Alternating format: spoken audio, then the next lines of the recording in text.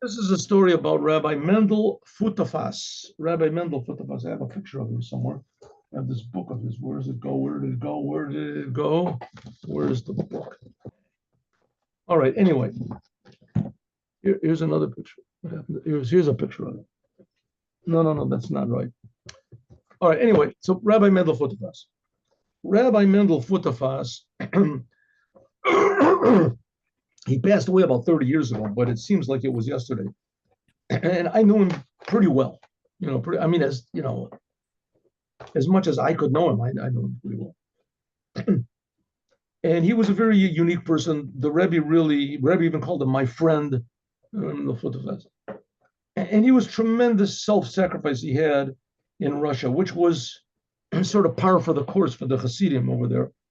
And he risked his life times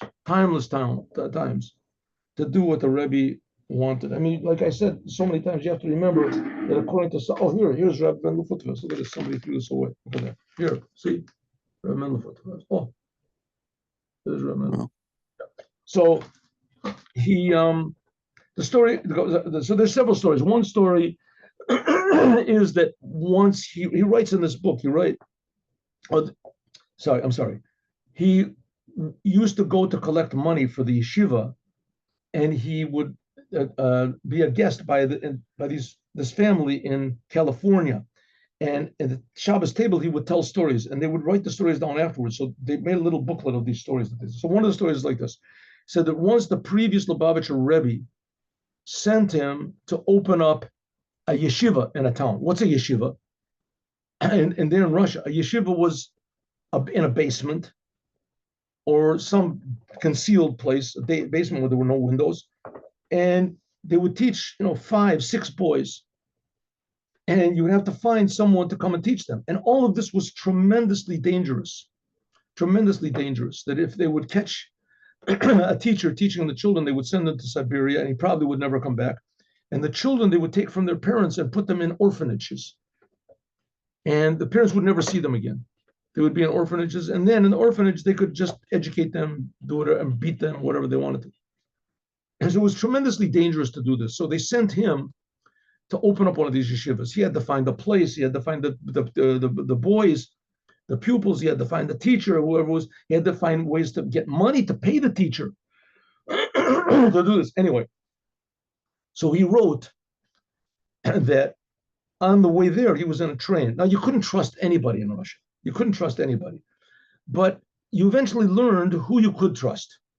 So he said he sat in a train next to a religious Jew that was not a Chabad Chassid. And he said, and that was rare, that a person, that was religious, outwardly religious, and he wasn't from Chabad. I guess Breslov also, but Breslov, almost all of them they killed. Almost all of them they died from hunger and from this. And they left. Breslov had a big thing to come to Israel and to move. But anyways, so Chabad, he said, and I was sitting in the train, and next to me was sitting a religious Jew. And we got to talking. And he said, I saw that I was sitting next to a truly self-sacrificing Jew, a Jew that every moment of his life was self-sacrifice. He said, by us, we do the same things. It's not self-sacrifice. By us, it's natural. As we're connected to the Rebbe. For the Rebbe, self-sacrifice is a natural thing. He says, but this person, I felt he was really a self-sacrifice. He wasn't connected to the Rebbe. He was doing it. Okay. So eventually, Rabbi Mendel Futafas, for all of his good deeds, he was put into prison, sentenced to prison.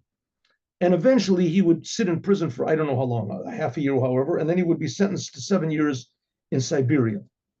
But this is talking about before that. So he was put into a prison which was called Spolenka prison. I think Spolenki's prison. And it was like one of the worst prisons of all. Usually it was like a one-way ticket. You went in, you didn't come out.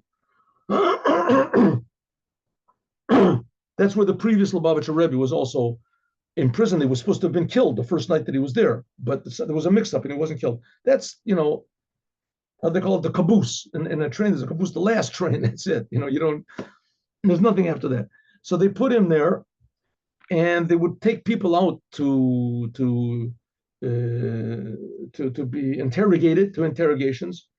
And the way they would do it was the interrogations, they would take people out in the middle of the night and one at a time, one at a time. So when you were walking in the hall, the corridors, it was, you was alone, and there were two guards that accompanied you. And every corner there was a guard or two guards with guns with big bayonets at the end.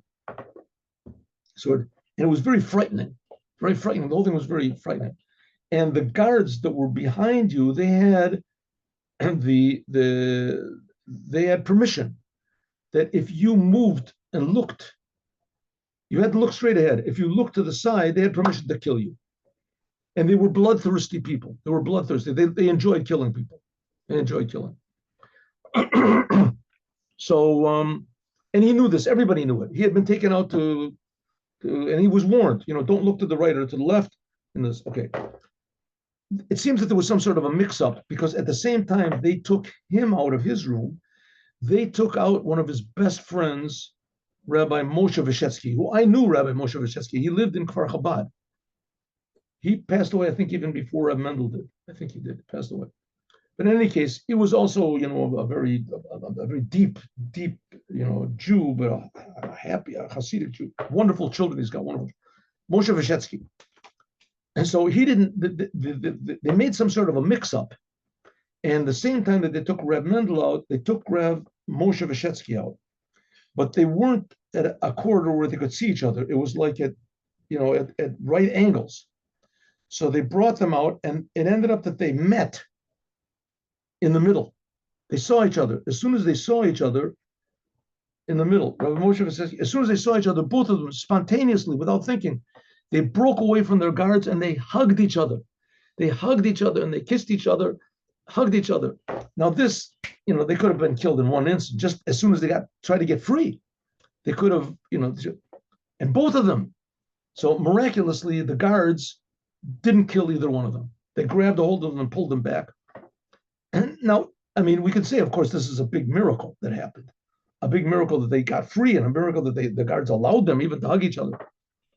But I was thinking about it. It could be that the guards, they valued this. They saw two friends. And the Russians, and maybe by others, I don't know, by other, friendship is a very valuable thing. They have a certain emotional bearing to them. Like it's a known thing that says that the Russian soldiers, they couldn't kill children. It was very difficult. The Cossacks, to kill children was they couldn't do it. It was a very difficult thing. They had a heart. It could be that maybe they saw these two. Anyway, Rabbi Moshe and Rabbi Mendel, they didn't think about these psychological things that maybe maybe they won't pull the trigger, because they killed people without any, hesitation. To kill people to them was, like killing a big fly, I guess, more blood than a fly. And because of love and because of the friendship. So that's an example of what we just finished learning, that love has to be something that you feel physically. There it's talking about the love of God, but it's the same thing. God is, if we think about it, as real as a good friend is, closer to us than a good friend. And it's true that we have to keep thinking and reminding ourselves, because it's not like seeing a good friend that we're hugging somebody. But nevertheless, it's possible to viscerally love God. Have a good day with Mashiach now. Have a good Shabbos with Mashiach now. And Yom Rishon, God willing, the Rebbe will be here, and the whole world will say, Yechi Adonenu, Moinu Rabbeinu Melech HaMashiach L'Olam V'Oed, and it'll be a really good, happy world. Not like it is now. Much, much, much, much, much better. Shalom. Can't wait.